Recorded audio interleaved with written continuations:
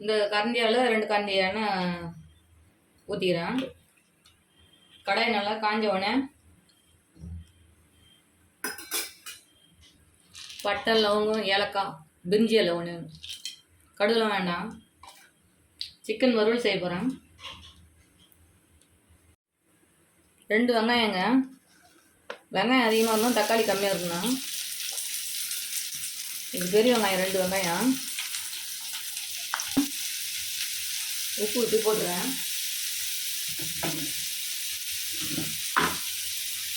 மஞ்சள் கொஞ்சோண்டு இதுமாரி நல்லா வதக்கி விடணும். நல்லா வதங்கின அப்புறம் தக்காளி போட்டுடலாம்.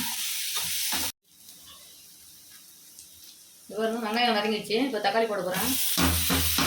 சின்ன சின்ன தக்காளி 2 தக்காளி போட்டுக்கலாம். இதுமாதிரி 2 வதக்கிட்டு இஞ்சி பூண்டு பேஸ்ட்டு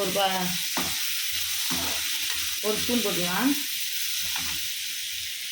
போட்டு வச்சுங்க. இஞ்சி பூண்டு பேஸ்ட்லாம் போட்டுட்டு ஒரு சிக்கன் மட்டும் ஒரு இஞ்சி பூண்டு பேஸ்ட்டு ஒரு கண்டி ஃபுல்லாக தக்காளி 2 தக்காளி, ஒரே ஒரு பச்சை மிளகா, கொஞ்சோண்டு கறிவேப்பிலை, இஞ்சி பூண்டு பேஸ்ட்டு போட்டுருக்கேன்.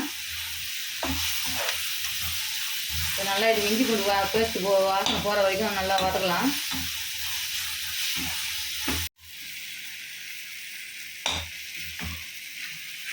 தக்காளி நல்லா பழுத்த தக்காளியே போடுங்க. கொஞ்சம் சீக்கிரமாக வதங்கிடும்.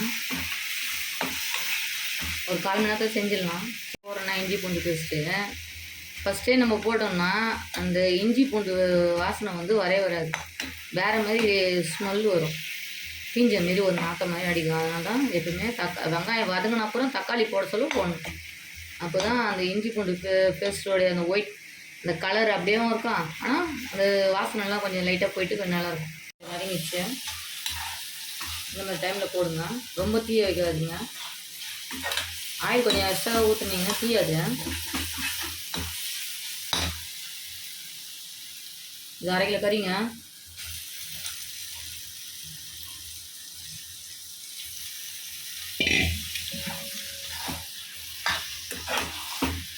இந்த நல்லா கலரி விடுங்க.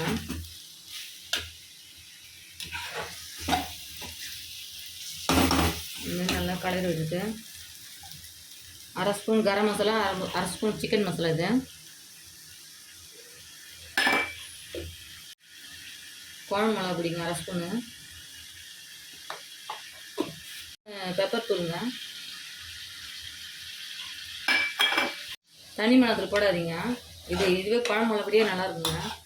தனி மிளகாத்தூள் நம்ம பிரியாணி அதை கூட வச்சு சாப்பிட்றப்போ இதுவும் உரப்பாக இருக்கும், அதுவும் உரப்பாக இருக்கும். அதனால் இந்த காரம் டேஸ்ட்டு கூட நல்லா இருக்கும். கொஞ்சம் நேரம் நல்லா வேகட்டும். பத்தலைன்னா கூட கொஞ்சமாக லைட்டாக மேலே போட்டுக்கலாம். ஏற்கனவே பச்சை மிளகாலாம் வேறு போட்டுக்குது. இந்த பாருங்க, இந்தமாரி நல்லா கலரி ஏற்கனவே உப்புலாம் போட்டாச்சு. தண்ணியெலாம் ஊற்றாதீங்க. இந்தமாதிரி ஸ்லோ பண்ணி வச்சுட்டு இந்தமாரி தண்ணியெலாம் எதுவுமே போடாதீங்க. இதிலே தண்ணி வரும். அதனால் வந்து திட்டமாக கரெக்டாக இந்த ஏர் போகாத அளவுக்கு தட்டு போட்டு நல்லா மூடிடுங்க. ஸ்லோ வச்சுருங்க.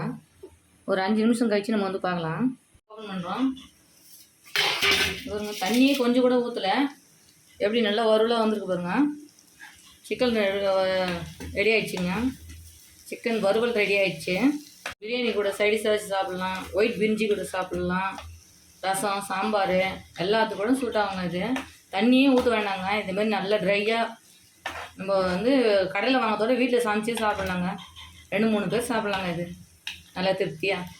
கடையில் வாங்கிட்டா பத்தாதுங்க. அவ்வளோதாங்க. இதேமாரி நீங்களும் சமைச்சு சாப்பிடுங்க.